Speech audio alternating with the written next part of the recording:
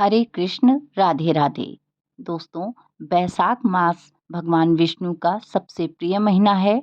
उस पर बैसाख माह की एकादशी का महत्व और भी कई गुना बढ़ जाता है। अब आज इस सिद्ध योग में हम आपको बैसाख मास की शुक्ल पक्ष की मोहिनी एकादशी की पूजा विधि बताएंगे और साथ में ही किन चीज़ों का भोग लगाएं और किन बातों का ध्यान रखें इसके बारे में भी बताएंगे।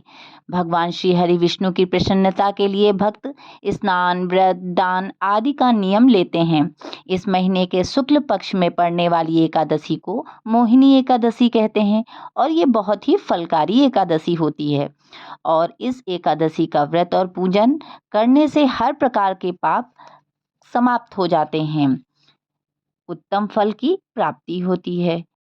और अब हम आपको पूजन की सरलतम विधि बताएंगे। देखो, एकादशी का व्रत करने के लिए पहले ही बताया है कि दसवीं तिथि को एक समय सात्विक भोजन करेंगे, सूर्य अस्त होने के बाद कुछ नहीं खाएंगे, ब्रह्मचर्य का पालन करते हुए भूमि शयन करेंगे और फिर एकादशी वाले दिन ब्रह्म मुहूर्त में स्नान करेंगे। देखो, याद रखो, बैसाख महीने में सुबह ब्रह्म मुहूर्त में स्नान का अत्यधिक महत्व होता है और बैसाख मास की एकादशी में ये महत्व और भी बढ़ जाता है। वैसे तो ये स्नान किसी नदी, तालाब, सरोवर में करना चाहिए, परंतु यदि संभव ना हो सके तो घर पर ही जल में गंगा जल, तिल मिलाकर स्नान कर लें। फिर साफ और स्वच्छ कपड़े पहने, हो सके तो पीले रंग के कपड़े ही धारण करें।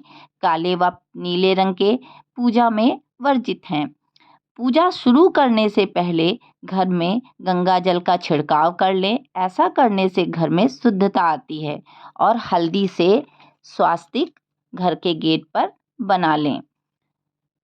फिर सूर्य नारायण जी को जल अर्पित करें। उसके बाद पूजा आसन पर बैठें और सबसे पहले व्रत का संकल्प लें।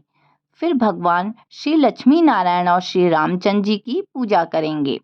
अगर लक्ष्मी नारायण जी का विग्रह हो तो उसे पंचामृत से स्नान कराएंगे। विग्रह ना हो तो यदि लड्डू गोपाल या शालीग्राम हो तो उन्हें हम पंचामृत से स्नान कराएंगे। इस दिन दक्षिणावर्ती शंख से जल भरकर उससे शिव विग्रह को स्नान कराना चाहिए।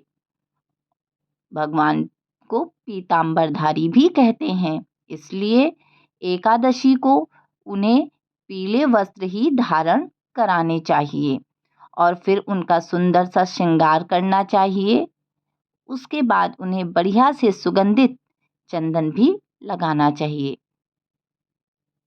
इसके बाद भगवान के आगे गाय के घी का दीपक प्रज्वलित करेंगे और उस दीपक का भी पूजन करेंगे।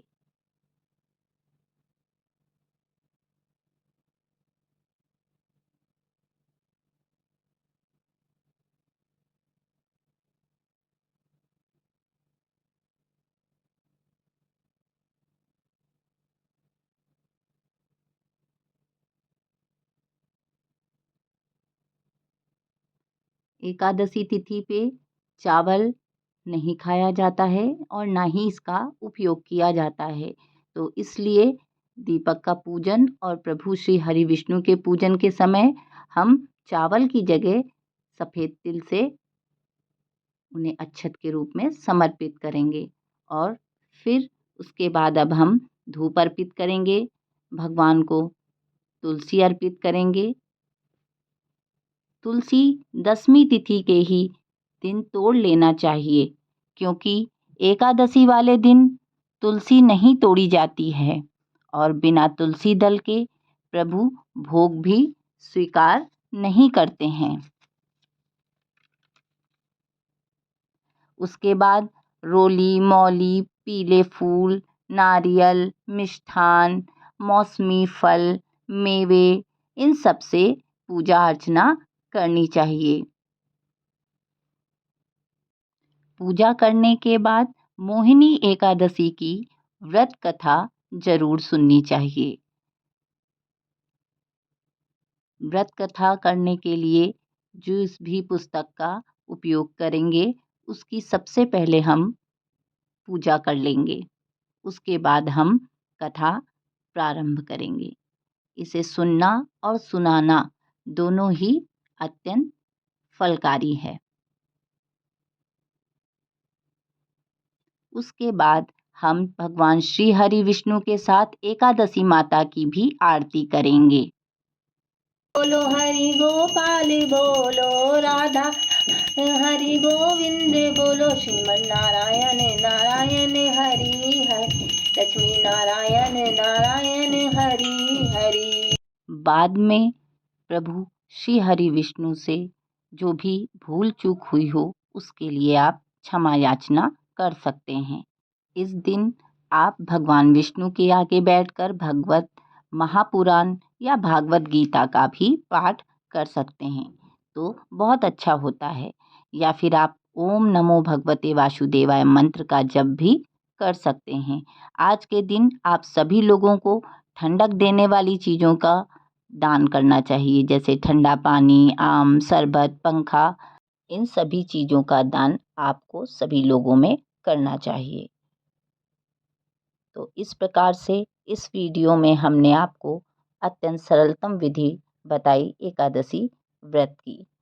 अब आपको इस वीडियो में दी गई जानकारी अच्छी लगी हो तो please like, share and subscribe. Radhe Radhe दोस्तों।